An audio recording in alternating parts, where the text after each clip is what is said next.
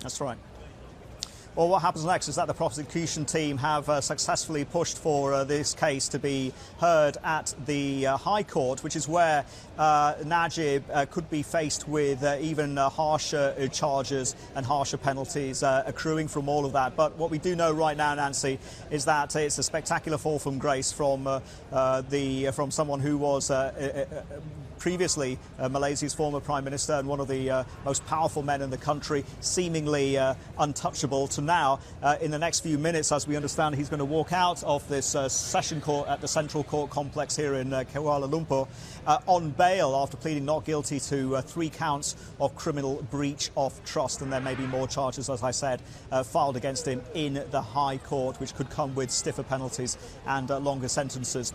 Right, there's a lot that will unfold in the next few months, and this trial and the legal process could take multiple years before we get final closure on these corruption allegations that really go to the heart of the missing billions from the state investor 1MDB. So let's talk through some of the implications for the country and for the political scene with Adib Zalkapli of Vriens Partners, where he is a senior associate. Adib, very good to see you, sir. What's next? When we get to the High Court, am I right in saying that Najib could face some tougher penalties and charges? Yes, I mean, that's the part of the process. It was first heard at the Sessions Court before it's brought to the higher courts, where it could be in some areas where the High Court is the competent court to hear some of the charges. Do you think it's almost inevitable that he will be jailed?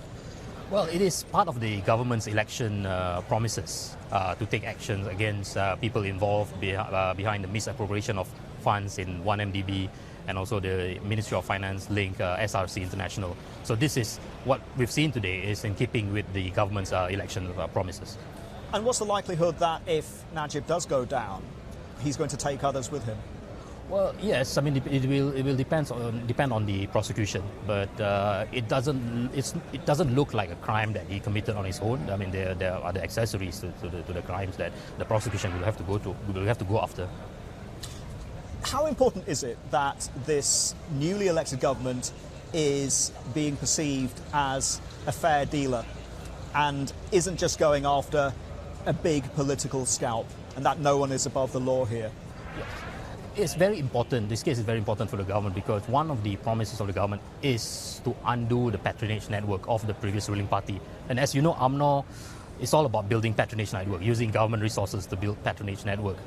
Now, with the charges brought against Najib, if Najib faces the full force of the law, that's the beginning of the end of the patronage network. And that will hopefully, in the long term, discourage politicians from building similar patronage network in the future.